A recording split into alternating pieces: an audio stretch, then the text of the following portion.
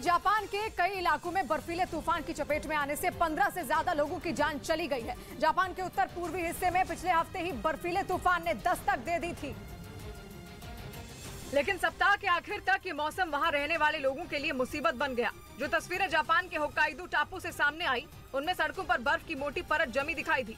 घरों की छत से लेकर गाड़ियों तक सब कुछ बर्फ से ढक गया। कभी हरे भरे दिखने वाले पेड़ जबरदस्त ठंड के कारण सूख गए और पेड़ों से हरे पत्ते गायब हो गए। और ये हालात जापान के किसी एक इलाके में नहीं, बल्कि उत्तर पूर्वी जापान के ज्यादातर हिस्सों में बर्फीले तूफान ने जमकर कोहराम मचाया, जिसका नतीजा ये हुआ कि एक हफ्ते में जापान में बर्फीले तूफान से 17 लोगों की मौत हो गई और करीब 100 लोगों के तूफान की चपेट में आने से जख्मी भी होने की खबर है। वहां के मौसम विभाग के मुताबिक उत्तर पूर्वी जापान के कई हिस्सों में औसत बर्फबारी के मुकाबले इस बार 3 गुना ज्यादा बर्फ गिरी है, जिसके कारण एक दिन पहले जापान के होक्काइडो टापू में 20,000 घरों की बत्ती गुल हो गई और उत्तरी जापान में सैकड़ों उड़ानों और ट्रेनों को भी खराब मौसम की वजह से रद्द करना पड़ा। ऐसे में जो जहां था वहीं फंस गया। बढ़ती दिक्कतों को देखते हुए वहां के प्रशासन ने हालात को संभालने की कोशिश की, लेकिन जो लोग राहत बचाव के काम में जुटे उन्हें भी काफी परेशानियां उठानी पड़ी। बर्फीले तूफान की वजह से लोगों ने खुद को घरों में कैद कर लिया। ऐसे में सड़कों पर सन्नाटा पसर गया। जो निकला भी उसे जगह जगह कई मुसीबतें उठाकर आगे बढ़ना पड़ा। उधर वित्त मंत्री निर्मला सीतारमण की तबीयत बिगड़ गई, जिसके बाद उन्हें दिल्ली के एम्स में भर्ती कराया गया, जहां उन्हें एक प्राइवेट वार्ड में रखा गया। हालांकि वित्त मंत्री को अस्पताल में किस वजह से भर्ती कराया गया इसका अभी पता नहीं चल सका, लेकिन रिपोर्ट के मुताबिक रूटीन चेकअप और पेट में इन्फेक्शन की वजह से उन्हें दिल्ली एम्स में भर्ती कराया गया। और उस बीच अमेरिका के न्यू ऑरलीन्स शहर में टिकटॉक स्टार बूगी बी की गोली मारकर हत्या कर दी गई। और ये वारदात उस वक्त की हुई जब वो अपनी दादी के साथ सामान खरीदने के लिए निकले हुए थे।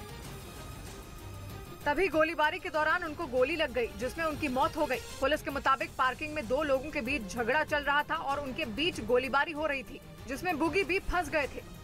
इधर खबर है कि ट्विटर के डेटा में अब तक की सबसे बड़ी सेंधमारी हुई है। दावा है कि हैकरों ने कई मशहूर लोगों के ट्विटर अकाउंट के जरिए उनकी जानकारियां चुरा ली, जिनमें बॉलीवुड एक्टर सलमान खान के साथ ही गूगल के सीईओ सुंदर पिचाई का नाम भी बताया गया। खबर है कि हैकरों ने एक लिस्ट बनाकर ट्विटर के सीईओ इलॉन मस्क को भेजी, जिसमें उन्होंने जिन अकाउंटों से डेटा चुराया उनके नाम शामिल हैं।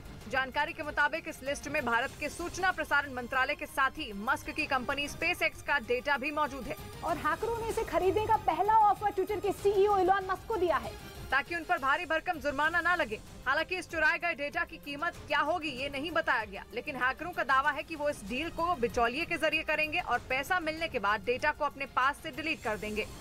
उधर बिहार के कई इलाकों में पुलिस ने अवैध शराब की तस्करी करने वालों को गिरफ्तार कर लिया। भागलपुर में 2 तस्करों ने ऑटो की छत पर शराब की बोतलें छिपाई, लेकिन पुलिस ने खुफिया जानकारी के आधार पर उन्हें पकड़ लिया। तलाशी में पहले तो ऑटो से कुछ नहीं मिला, लेकिन जैसे ही उसकी छत से कपड़ा हटा, वहां शराब की कई बोतलें सजाकर रखी नजर आईं। पुलिस के मुताबिक ऑटो से शराब की 123 बोतलें बरामद की गई।